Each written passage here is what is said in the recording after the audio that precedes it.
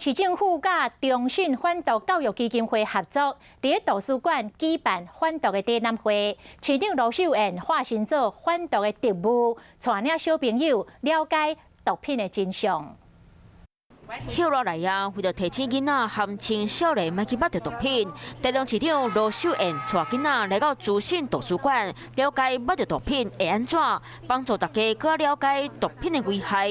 海洛因跟 K 他命是对身体不好的，大家都不要去接触。根据卫生部统计，包装的方式将在以咖啡包、固定茶包、软糖，用食品类包装给缀起来，让外人看袂晒出来。透过一个非常生动的方式。 游戏的方式，那告诉全民，尤其告诉我们的孩子们哈，那毒品的危害性，那怎么样辨识毒品？资料显示，台湾人头一摆捌着毒品的岁数，以20岁到29岁人上多，比例超过4成。呼吁民众面对标示无清楚、包装无完整的亮眼细小啊，拢爱勇敢拒绝，才能避免毒品的危害。